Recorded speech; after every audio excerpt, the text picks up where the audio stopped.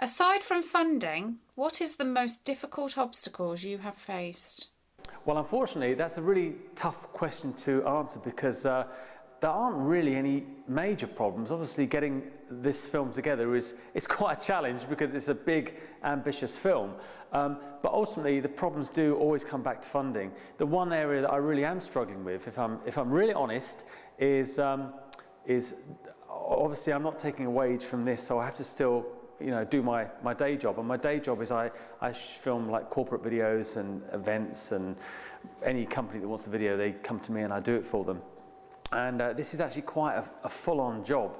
Of course, working for myself, I don't work all the time. I don't work as much as I should do, to be honest.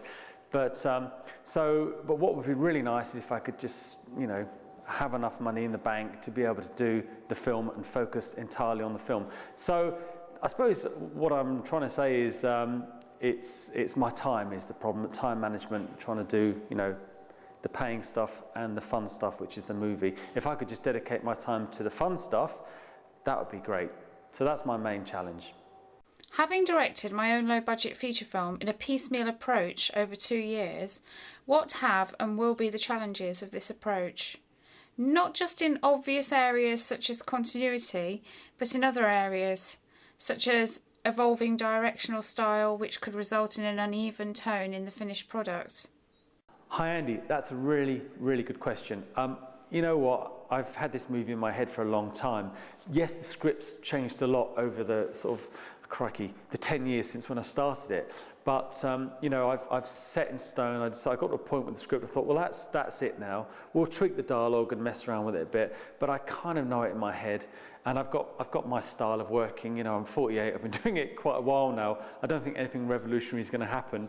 I'm telling it in a classic way. That sounds a bit naff, but I'm telling it. I suppose I'm slightly old school actually, so it isn't going to be too much wobbly cam or anything like that. It's going to be a nice steady, the odd tracking shot, the odd crane shot, but generally more about the characters in the story within the frame. So I'm just kind of doing that all the way through. So I don't think it'll look too different. The fact that it's taken me 2 years to make, I don't think it's going to look hugely different. How long a break will you take after KM is finished? To be honest, when I'm shooting Kaleidoscope Man, I feel like I'm on holiday anyway. Doing your dream thing is not hard work. The hard bit is trying to pay the mortgage and do all that stuff. That's the bit that kills me, because what I really want to be doing is getting my fingers dirty on the movie and getting all of that. But I will take when we finish the film, I guess I'll take a week off maybe. Might not be able to afford it. I might have to work just as hard to catch up with with whatever else I'm behind on. Will you make another indie film, and do you already know what you want to make? Will I make another indie film? You know what, I've got to be honest, this is so hard, and in a way that's why I decided to do Kaleidoscope Man. I wanted to make the film that I really, really wanted to make. I had another script, a great script actually, a supernatural thriller, but I just thought, you know what, I've done supernatural and I want to do something really positive and vibrant and exciting, and something that I was quite prepared to share with the group. I think we've got a lot of horror films out there and violence and that sort of thing, and I thought, I don't want to do that. I want to make, just in case I don't make another film again, I want this to be my legacy movie, to be honest, and I want it to make a film that really means something to people. So hopefully this is it. So in answer to your question, I might make another indie film if the script's right. Wouldn't it be great if Hollywood came knocking after this and offered me Godzilla 2? That would be nice. But anyway, we'll see. How do you stay so passionate, open and determined in your perseverance throughout your journey making Kaleidoscope Man? How do I stay so passionate? To be honest, I guess I'm just a passionate person. I really want to see this movie made. It's as simple as that, really. One of the, over the years, I've analysed why do I do this? Why do I want to put myself through this hell, this hard work? And when I was a kid, I saw Star Wars, as you probably know. It blew me away. It absolutely changed my life, and it made me think, that's what I want to do. But over the years, I've realised that when I shoot something and then I edit it together, say it's 2 shots, that says one thing, that says something else. You put them together, and they come up with a completely new meaning. I get very, very pleased when I see a reaction to something that I've done creatively.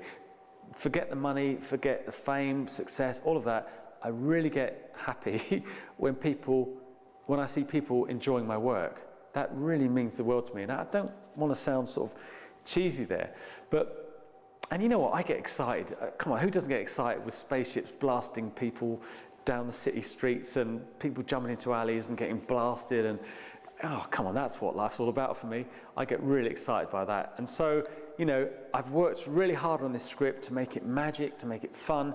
And when you see a great movie like, I talked about The Shawshank Redemption in my last video. You get to when I saw that in the cinema, that was almost like a religious experience. I felt so moved, so inspired at the end of it.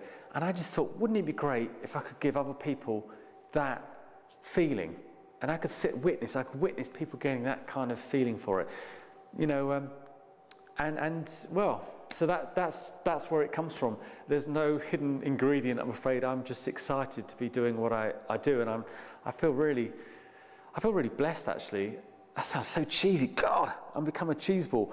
But I do feel very, very blessed to be able to do what I do, to be living in a free country where we can get cameras now, we can get this technology, we can do this stuff. Because for years, when I was 16, we had Super 8, and you stuck a film in it and you shot this, you could shoot your movies, and it was great fun, and you project it, but you never knew what you were going to get. You couldn't edit it properly.